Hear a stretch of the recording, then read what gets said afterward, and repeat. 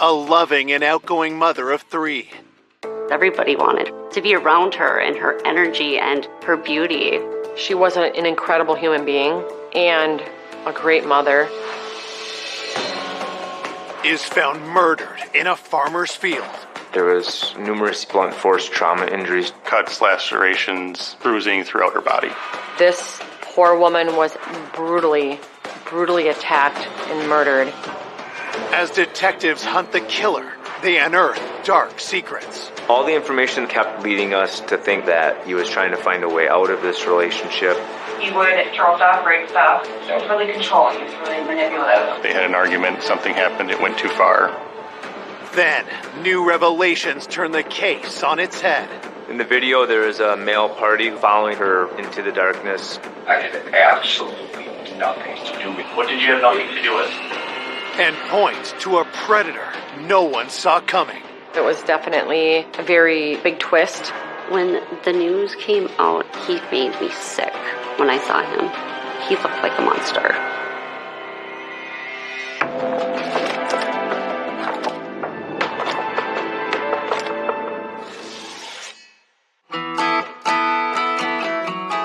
Green Bay, Wisconsin is a relatively small, close-knit community where a lot of people know each other. Obviously, our claim to fame is having the Green Bay Packers in town here. So during football season, pretty much everything centers around that. It's 100% a place that you would want to raise a family. The crime rate in the Green Bay area is generally very low, especially when it comes to violent crime. On a warm May afternoon in 2016, nearby Brown County Sheriff's Office gets a troubling 911 call from a local farmer. Brown County 911, what's your emergency? Oh, God. We just found a human body. Is it a male or a female? It's got long hair, but I didn't go near it. I'm about at the top of a hill just looking down on it. The 911 call was from farmers working in a field, and they located a body. Investigators race to the farmer's field on the outskirts of Green Bay. The body was behind a brushy, woody area, not visible by the road itself. It was laying face down with arms spread across the front of her head and feet towards the road. The victim was a blonde female, approximately in her 30s. Past that, we really didn't have any identifying information other than the pink wristband on her wrist. There was a distinct pattern that we found on the victim's back, which appeared to be from the sole of a shoe. It wasn't until the body was turned that all the injuries were located. The extent of injuries that she suffered were pretty horrific. There was trauma to her neck that would indicate possible strangulation, in addition to lacerations, bruising throughout her body. Her fingernails were damaged, indicative of defensive wounds. That tells us that she was fighting for her life. There were nail clippings taken for the potential of any DNA from the suspect underneath her fingernails. We were looking for anything that could be used as a weapon. However, the search of the area didn't reveal anything. After questioning the farmer and clearing him of any suspicion, investigators try to determine how the victim ended up in his field. The area was searched thoroughly for any clothing that may have been left behind, any other tracks, footprints. There were a set of tire tracks that went from the driveway to where the victim's body was found and then circled back towards the driveway. The farmers work in the field were using a skidster and a four-wheeler, and they definitely didn't match those pieces of equipment. We definitely felt like this was likely the suspect vehicle that was used to transport the body there. As detectives continue to process the crime scene, the local sheriff's office receives another call. Brown County Public Safety, this is Therese. How do I go about, this missing person? Okay, and who's missing? My girlfriend. What's her name? Nicole Vanderheiden. Our dispatch center received a phone call from a party named Doug Dietrich reporting that he did not know where his girlfriend was, and the last he had seen or heard from her was the night before. We felt very strongly that the missing person report was going to involve the victim we had in the field. Officers from the crime scene are dispatched to interview the caller, 34-year-old Doug Dietrich, who lived with his girlfriend, Nicole Vanderheiden. Is Doug here? Hello. Hi. I'm here for a missing persons report. As allowed by Wisconsin law, officers secretly film the conversation. It was important to record the interview with Doug. Based on the victim in the field, it's always in the back of our mind that this could be some kind of domestic violence issue that happened.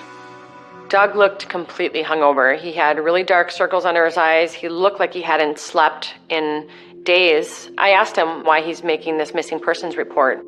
I've only seen or heard from her since last night, but I'd say midnight, yeah. Okay. Doug indicated that he and Nikki joined a group of friends out at a local establishment to participate in watching a live band. Doug provides a telling detail when asked what Nikki was wearing. She would have had a bracelet on. Okay. It was a pink bracelet for the 21 verification. There was a wristband that the victim was wearing. So based on that information, we were quite certain that it was Nikki that we were with in the field. As police work to confirm that the victim in the field is 31-year-old mother of three, Nicole Vanderheiden, they learn more about her background. Nikki was born in Manitowoc, Wisconsin. Then she went to high school here. She was the most amazing, inspiring, beautiful, happy woman I have ever met in my life. She always enjoyed being around family. After high school, Nikki attended the University of Wisconsin-Green Bay, graduating in 2010.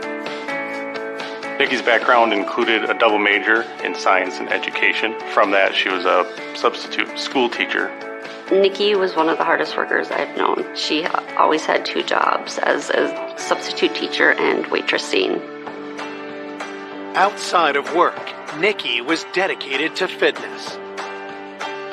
She definitely took care of herself, and she worked out a lot. Everybody wanted to be around her and her energy and her beauty. We always complimented how beautiful she was, and she was, inside and out.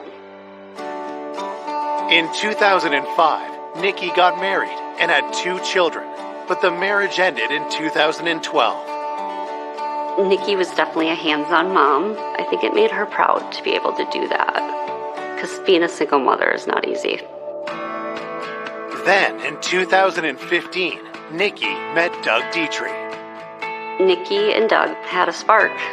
They moved very quickly and got pregnant, and she was so excited to become a mother of 3 beautiful children. Nikki and Doug were still learning to live with one another. It was definitely a life changer. As Nikki's boyfriend, Doug is a leading suspect in her murder. He is brought to the sheriff's office for a formal interview and informed that the body police have found is most likely Nikki. This body that was found down the street, there's a lot of similarities. Doug was crying, emotional, in a state of shock. With Nikki identified as the victim, detectives asked Doug to recount the events leading up to the last time he saw her alive. Doug reported that they had been out at a concert at the Watering Hole, which is a bar in a suburb of Green Bay. As the night progressed, they had been consuming alcohol, and Doug had ran into some friends from high school that he had not seen in a while. And he confirmed that Nikki was mad because she saw Doug talking to another female at the Watering Hole, and this basically set her off. From there, they got separated. He stayed at the Watering Hole with his friend Greg, and Nikki went with their friend group to the Sardine Can, which is downtown Green Bay. Doug had last actually seen Nikki around 11:30 when she departed from the Watering Hole to the Sardine Can. At some point, Nikki did get a hold of Doug on the phone. What did she say? Who are you talking to? She was hysterical, drunk, and irrational, not making any sense. Detectives ask if they can search Doug's phone for any texts he'd exchanged with Nikki. Nikki was definitely angry texting Doug. She made mention of what bitch are you talking to. She was accusing him of cheating, telling him that he was abusive. It was actually a really big red flag for me. Had Doug and Nikki's argument escalated into violence later that night? It started to kind of click with everybody that they had an argument, something happened, it went too far, and Doug may be involved. Coming up, detectives learn more about the night of the murder. When we look at the video footage, you can see a male follower out of the gate. We are trying to figure out what exactly happened a short distance away out of camera view. She's not wanting to have anything to do with him and starts turning into an argument and becomes a little bit physical. And uncovers surprising new suspects. I'm going to tell you that your timeline seems so abundantly rehearsed. The time, to be honest with us, is right now. Before a stunning twist throws the case into turmoil. The true killer came completely out of left field. The Google dashboard data showed him at every single crime scene that we had. I was very concerned who this could be. Who did this to our beloved Nikki?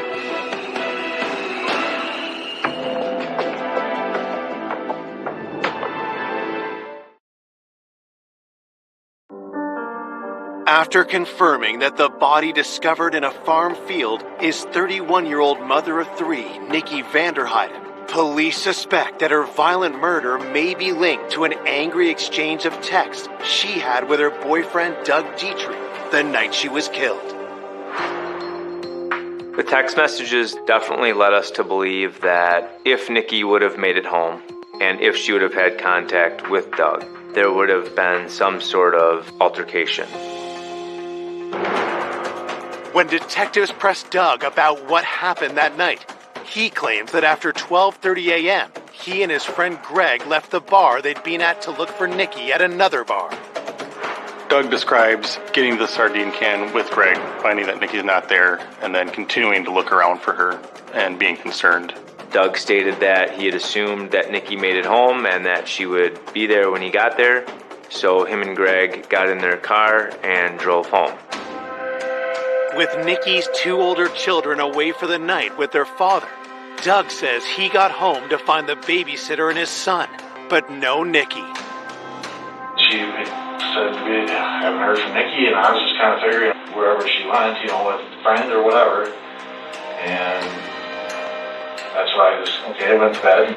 She did not come home at all last night after you. Not at all. There wasn't a blip or word from her.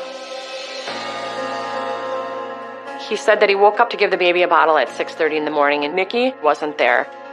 And it did not appear that Mr. Dietrich was all that concerned until later in the day, which drew our suspicions. I did have concern as to why did it take until about 4:30 the next day to report her missing. Following their interview with Doug, investigators obtain a sample of his DNA and release him.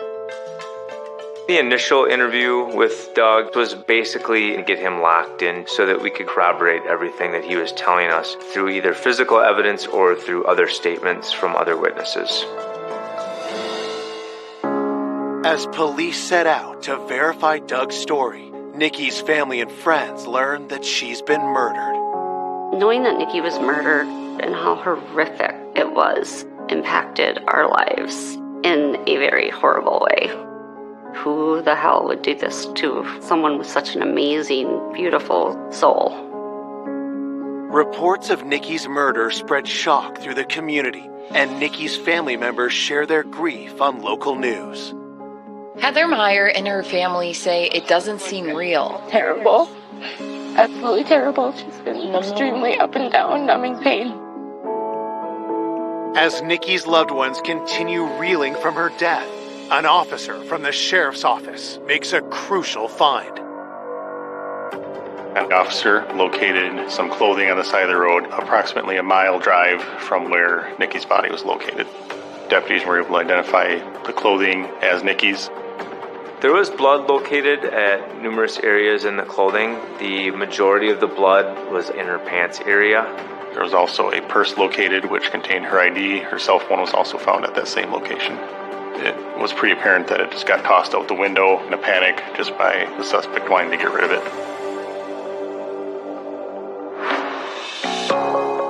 As they submit Nikki's items to the lab for testing, detectives receive her autopsy report. The primary injuries were the strangulation and trauma to the head. They had discovered over 240 injuries to Nikki's body, including 30 to her head and face area. The last few minutes of Nikki's life would have been very painful. There were injuries to her genitalia, which could be indicative of a sexual assault. The medical examiners did do a sexual assault exam, which included swabbing for evidence. The lab started finding a partial male profile, but they didn't have enough information to get an identification of it. The crime lab advised us that we would need to continue to submit samples that the suspect would have touched. We're only allowed to send in so many exhibits at a time, as the crime lab is very busy. We have hundreds of swabbings of Nikki's clothing, so I started off with areas where you would more likely see some touch DNA. While they await answers from the crime lab, detectives get a hold of security video to learn what they can about Nikki's last hours. When we first were able to take a look at the video footage from the sardine can, we were able to identify Nikki there with Doug's friends. Initially, she appeared to be having a good time, dancing around. The later portion of the evening, we can see Nikki and her group of friends at an outside table, and you can see Nikki looking down at her phone. You can tell by her body movements that she is upset. And eventually, she gets up and storms off through an entrance that they're sitting nearby. What detectives see next catches their attention. After Nikki leaves, you can see a male follow her out of the gate. Police ask themselves, who was this man? And was he involved in Nikki's murder? We knew that his information was going to be vital. That was the last time Nikki was seen before she was killed. We wanted to know everything that he saw and heard because he's the last known person that we knew that saw her alive.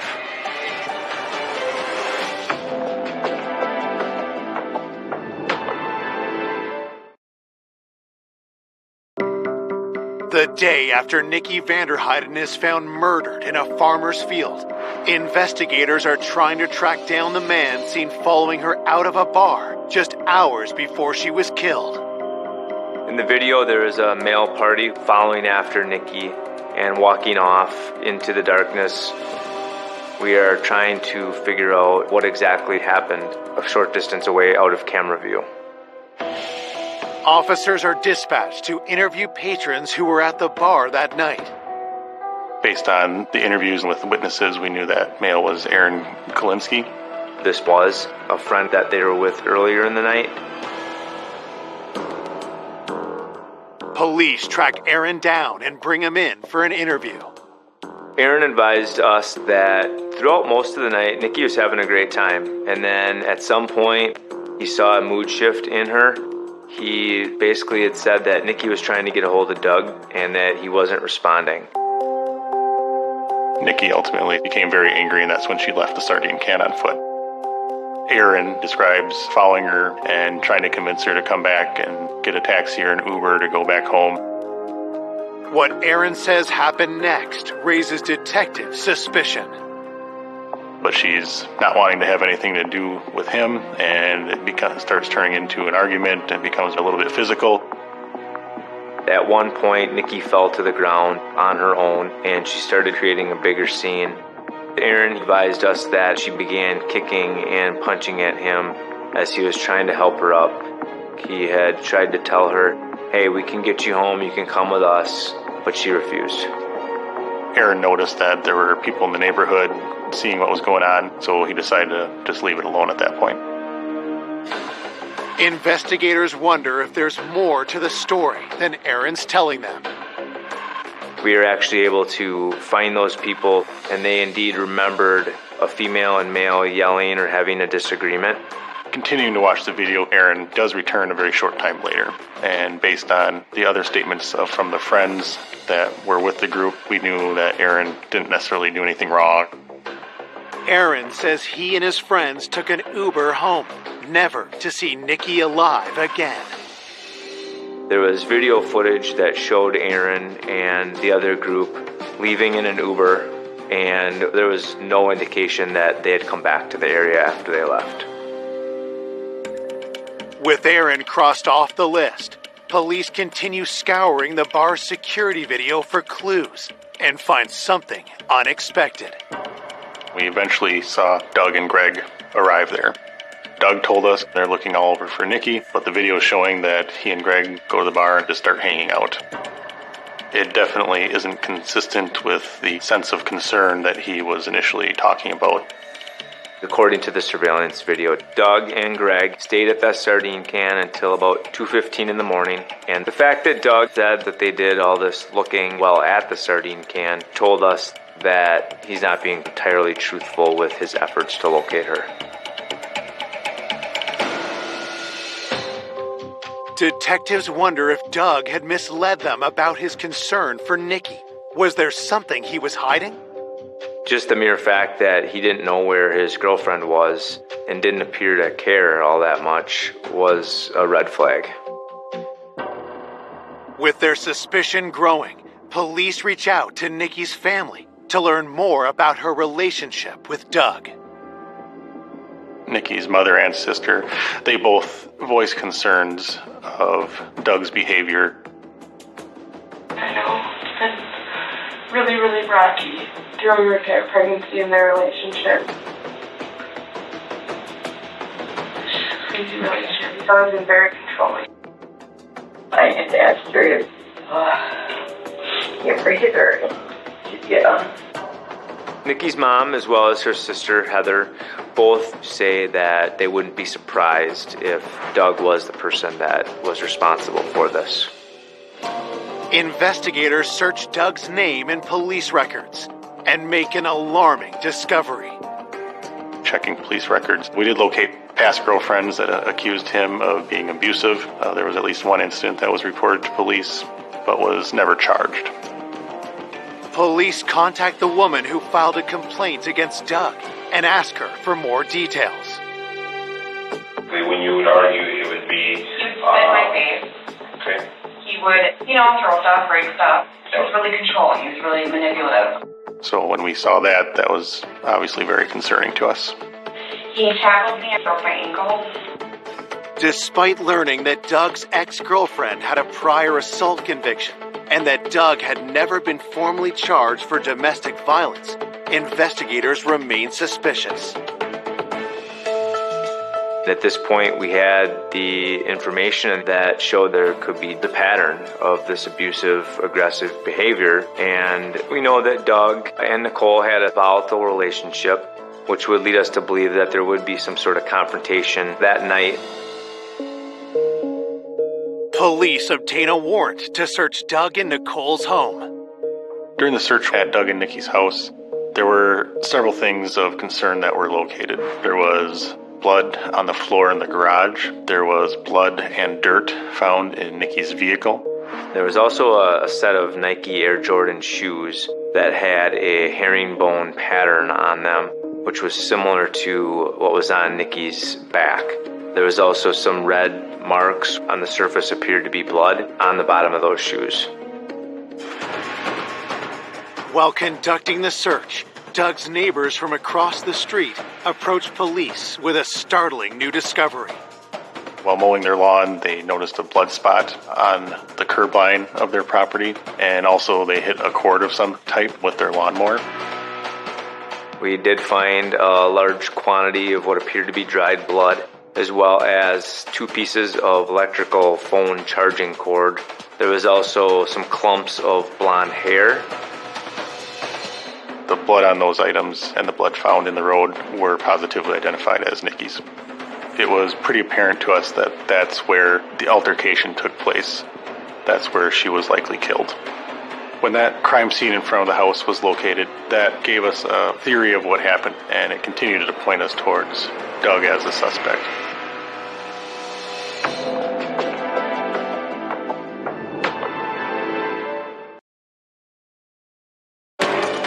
After determining that Nikki Vanderheiden was likely murdered on the street in front of the home she shared with Doug Dietrich, investigators are weighing a growing body of evidence against Doug. This evidence that we found is kind of emboldening what we had initially thought, that Nikki got home, an argument ensued between her and Doug, and this incident took place in the street, and somehow some of that evidence would have gotten transformed into the garage and then into Nikki's vehicle. Looking at the totality of the circumstances, we decided there was probable cause to arrest Doug at that point. Okay. Right now I'm going to be taking you into custody, be handcuffing you. I'll explain all that to you in a bit, and transporting you down to the sheriff's department. Okay? Okay. Be cooperative with me. All right. With Doug in custody, detectives work to solidify their case against him. When we did the search of Nikki's car and found the blood and the dirt in the car, it was initially thought that that may have been the vehicle that was used to take Nikki to the field where she was located. One of the things that we learned was that she had a progressive snapshot device in her vehicle, which is used for driving behavior, insurance rates. But we figured that this could help us show location from the night she was murdered. Once we got those records back, it was found that her vehicle did not move the night of her murder. At that point, all kinds of questions are still out there. The big one being if Doug was involved in this, how Doug may have moved her. Did he use a different vehicle? Did he have help? We knew that Doug's vehicle was not in play. It was at the watering hole all night, where it was verified on video. One person whose name came up was Greg Matthew, who was actually driving Doug during their night out and dropped Doug off at home. Greg was Doug's best friend, was with Doug that entire night, and we were focused on him maybe being an accessory. Investigators bring Greg to the sheriff's office and ask him about the night of the murder. Greg was very exact about timelines of phone calls and what they did that night. 12:15, got in my car, Nikki was calling him, yelling at him, telling him she's leaving. By the time we get back to the Sardine Can, all of our friends left. At what point we left, it was probably 2:15. Got to Doug's house probably at 2:45 and went back to my house. My parents were home. They know that I was there the rest of that night.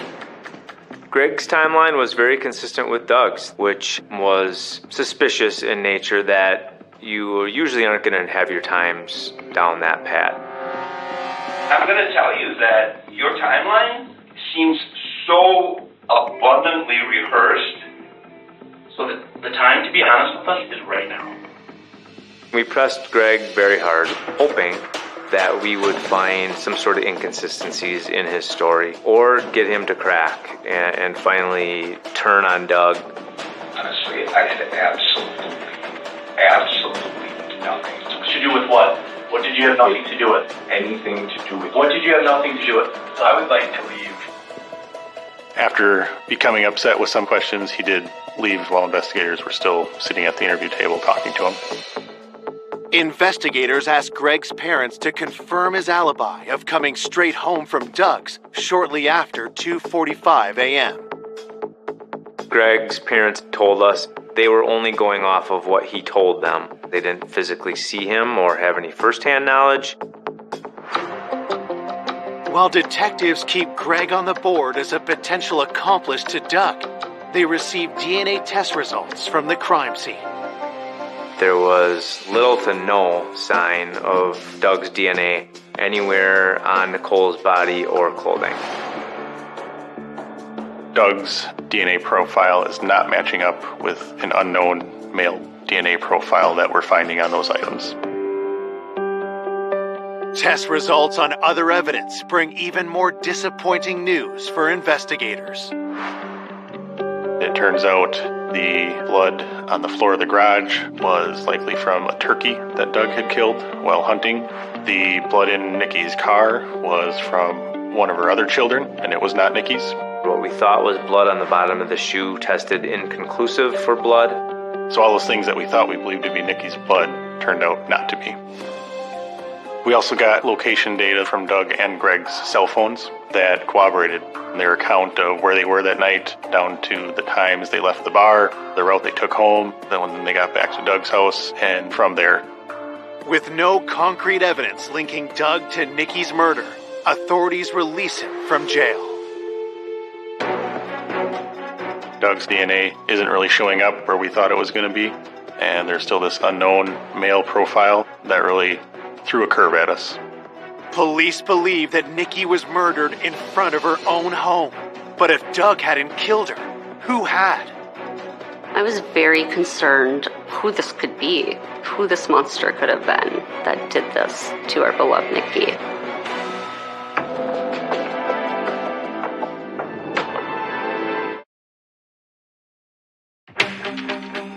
Two days after finding Nikki Vanderheiden savagely murdered, detectives hunting her killer arrested her boyfriend, Doug Dietrich. But when DNA evidence exonerates Doug, detectives turn their focus to one urgent question. The biggest question we had to answer outside of who did this was, how did she get home? We spent countless hours watching video surveillance of every single known business between Nikki's residence and the sardine can. We had investigators watching highway camera footage, bridge camera footage to see if we could catch either her walking or crossing the river to get to that side of town. We were running out of leads. It was frustrating at times. Still hoping for a DNA match to the killer, investigators continue sending the crime lab samples of Nikki's clothing found at the side of the road.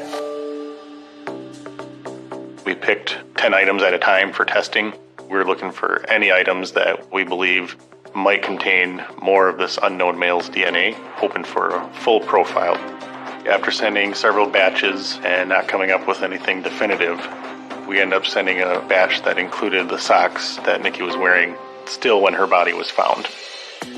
The crime lab were able to get enough of a profile off of that sock to be able to enter it into the CODIS system.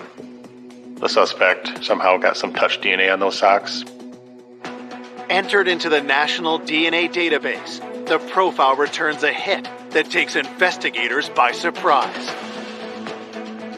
The DNA hit that we received was that of George Stephen Birch, who was from the state of Virginia.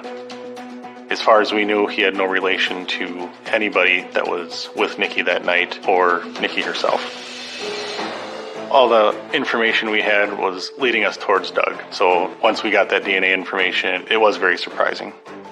George Birch was in and out of prison on the East Coast, and at some point earlier in 2016 had moved to the Green Bay area. So we start digging through the Green Bay Police Department records, see what we can find out about him.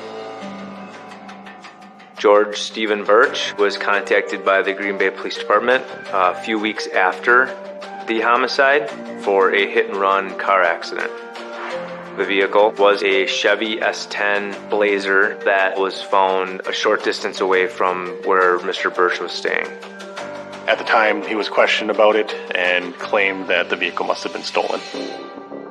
Suspicious about the nature and timing of the supposed theft, investigators see if his Chevy Blazer could have been used to dump Nikki's body. We ended up comparing the specs of a Chevy Blazer and the width of the tire tracks that we found in the field, and we found it to be a very near match. Digging deeper, detectives find even more evidence connecting George to Nikki's last known movements. We knew that he hung out at a bar that was down in that same general area of the sardine can. We were able to identify Birch's Google account and track the location of the cell phone that Google account is associated with. The Google dashboard data showed us roadmap of Mr. Birch's whereabouts that night, and he was found at every single crime scene that we had, including the farm field, Nicole and Doug's residence, the roadway where Nicole's property was found, and then back at his residence. When we got that information, we knew we had our guy at that point. Police track down George Birch and bring him into the sheriff's office. When we had our contact with Mr. Birch, it was obvious that this wasn't his first contact with law enforcement. He's very cool, very calm. The reason you're here is in reference to a homicide investigation into Nicole Vanderheiden. Okay? So, is this something that you want to talk to me about? Sir? What's that? For a lawyer. Okay. Birch didn't provide any details or provide his version of events of anything. We still didn't necessarily have the details on how they met, why they were together. But with DNA and other evidence firmly implicating him, police charged George Birch with Nikki's murder.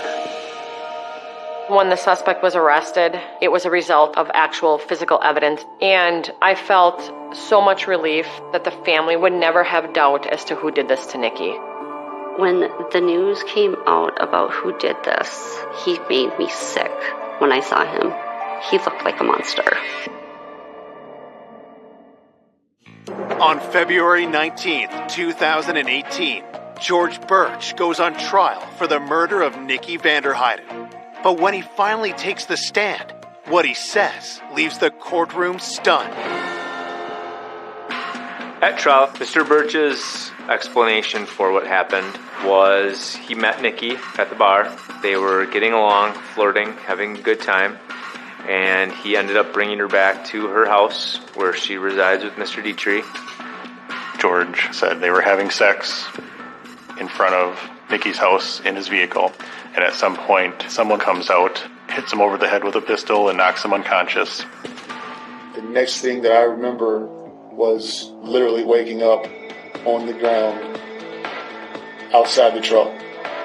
He wakes up and finds Nikki already dead on the ground and someone holding him at gunpoint. At that point, did you know who that individual was? Never seen him before in my life. Do you know who that individual is now? Now I do. Who was it? It was that Dietrich.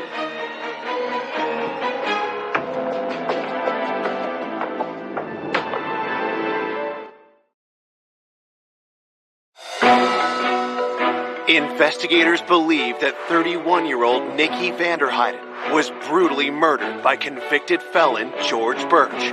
But at trial, George blindsides everyone by claiming that Doug Dietrich was the one responsible for Nikki's death. Mr. Birch in the courtroom was very arrogant, very pompous. His demeanor was that of, I'm innocent and Doug did this. Mr. Birch advised us that Doug ordered George to drive the body to the farm field.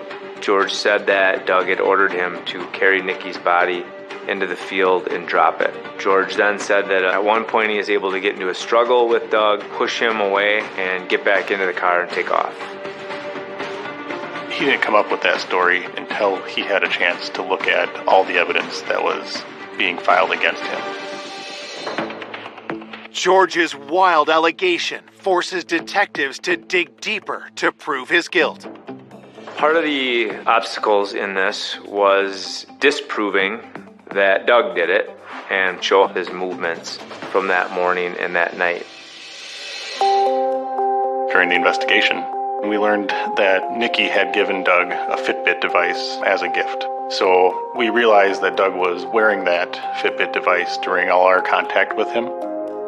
So we're able to review the information on the Fitbit device when he was home, going to sleep, and waking up again.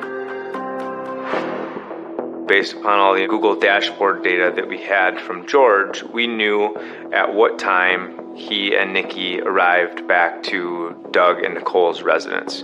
So we were able to look at Doug's Fitbit to show that at that time that George and Nicole were outside, Doug was sleeping and not, in fact, out murdering his girlfriend and disposing of the body.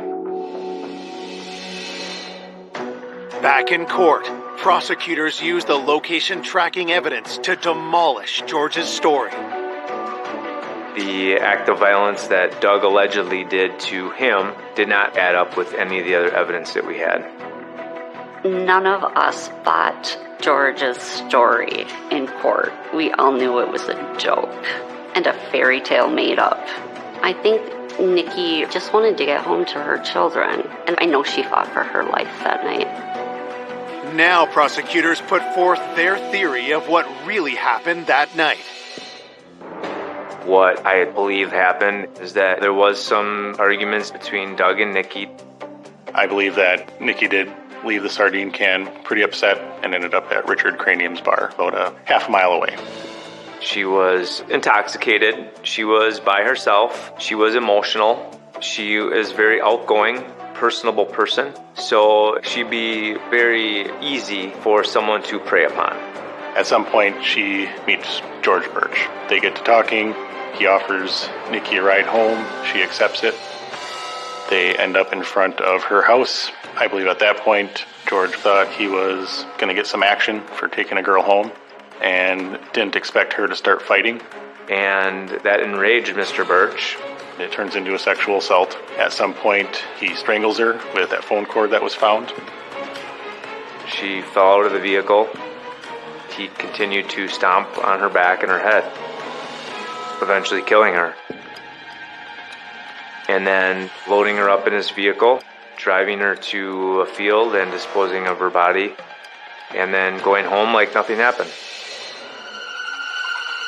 This poor woman was absolutely brutally attacked and murdered in front of her own home where her baby lay sleeping, and the thought of what he did to her is beyond comprehension. After closing arguments, it didn't take very long at all for them to make a decision. The verdict reads as follows. We, the jury, find the defendant, George Stephen Birch, guilty of first-degree intentional homicide for murdering Nikki Vanderheiden. George Birch is sentenced to life in prison without parole. The true killer in this homicide came completely out of left field. I felt extreme relief for the family that someone was going to answer for this extremely heinous, horrific crime. He's going to prison for the rest of his life. That was music to our ears, but we still knew it wasn't going to bring our Nikki back. Nikki had 3 young children at home, one of which is a newborn. She had her entire life ahead of her and a lot of things to accomplish and a lot of friends and family that miss her. She was an incredible human being, a great mother, and she should be recognized as that. Despite the pain of Nikki's loss, her friends and loved ones are devoted to keeping her memory alive. My children and I, we celebrate her life every year on May 21st, and we talk about her, and we go to the cemetery. I love to remember Nikki dancing and smiling and laughing. I loved her laugh. It was so contagious. She was always smiling. I love to remember her that way.